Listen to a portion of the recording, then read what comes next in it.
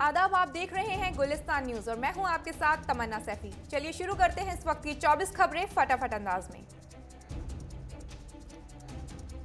कश्मीर भर में कम से कम दर्जा हरारत में कई दर्जा हरारत रहा, जिससे सर्दी की लहर ने कश्मीर को झाड़ू दे दिया।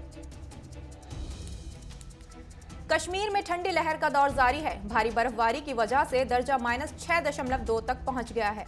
मौसम विभाग ने कल फिर से ताजा बर्फबारी की संभावना जताई है। जारी कानून के खिलाफ आंदोलन कर रहे किसानों का आज 55वां दिन है। कड़कड़ाती सर्दी में भी आंदोलनकारी किसान अपनी मांगों पर अड़े हुए हैं। आज होने वाली सरकार किसानों की अल्जास मुलतवी कर दिया गया है। अब ये मीटिंग कल होगी। सुप्रीम कोर्ट की तश्कील करदा कमेटी का पहला अल्जास आज जारी है।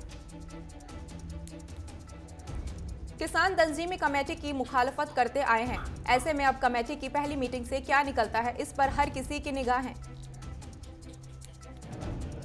बता दें कि सुप्रीम कोर्ट ने 4 लोगों की कमेटी बनाई थी, जिसमें से भूपेंद्र सिंह मान ने खुद को अलग कर लिया था। अब इस कमेटी में अशोक गुलाटी, अनिल घनवत और प्रमोद जोशी ही शामिल हैं।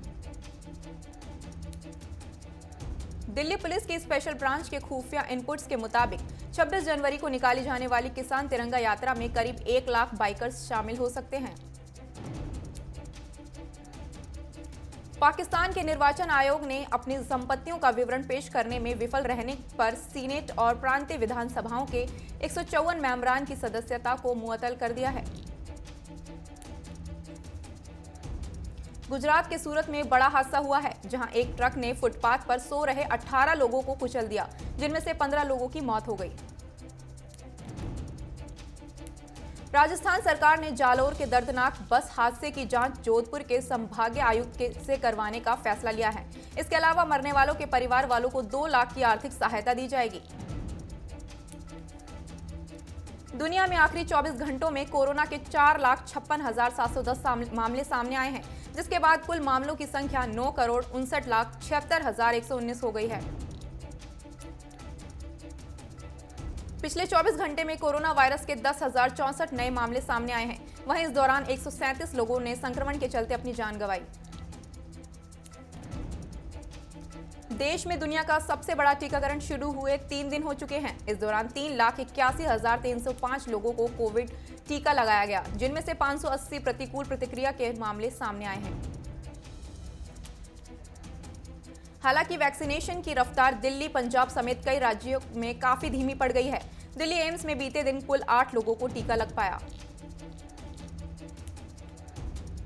रूस के विदेश मंत्री ने कहा कि भारत हमेशा से ही रूस का अहम साथी रहा है और आगे भी ऐसा ही रहेगा। ब्रिटेन में बीते 24 घंटों में 37,535 कोरोना के नए केस सामने आए हैं और 599 लोगों की जान चली गई। WHO ने सभी देशों के वैक्सीन वितरण में निष्पक्षता बरतने की अपील की है। WHO ने कहा कि दुनिया इस समय भयावह नैतिक विफलता के कगार पर है। दिल्ली बीजेपी अध्यक्ष आदेश गुप्ता ने केजरीवाल सरकार की नई एक्सरसाइज नीति पर सवाल उठाते हुए कहा कि नई एक्सरसाइज पॉलिसी न सिर्फ जवानों के खिलाफ है, बल्कि ये समाज के अपराध को भी बढ़ावा देने वाली है। संसद की स्थायी समिति की 21 जनवरी को होने वाली बैठक में व्हाट्सएप की गोपनीयता में बदलाव पर चर्चा होगी। इस बैठक में फेसबुक और ट्विटर के अधिकारी भी मौजूद रहेंगे। राजस्थान ने आयुष्मान भारत स्वास्थ्य बीमा योजना को लागू करने का फैसला कर लिया है। सीएम गहलोत ने इसका नाम बदलकर भारत महात्मा गांधी राजस्थान स्वास्थ्य बीमा योजना रखने का ऐलान किया है। दिल्ली में नर्सरी दाखिले को लेकर चली आ रही संशय की स्थिति साफ हो गई है। दिल्ली में इस साल स्कूलों में नर्सरी दाखिले होंगे। जल्द ही इस संबंध में नोटिफिकेशन जारी कर दिया जाएगा। इलाहाबाद हाई कोर्ट ने आगरा के डीएम को ताजमहल के आसपास 500 मीटर की परिधि में गोल्फ ट्रेनों का ऑपरेशन जारी करने का आदेश दिया है। मौसम विभाग ने अलर्ट जारी करते हुए कहा कि अगले 3 से 4 दिन में राजधानी दिल्ली का दर्जा हरारत 3 डिग्री तक जा सकता है।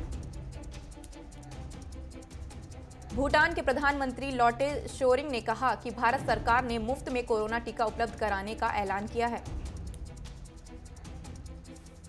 तो फिलहाल के लिए बस इतना ही। तमाम खबरों के लिए बने रहिए हमारे साथ।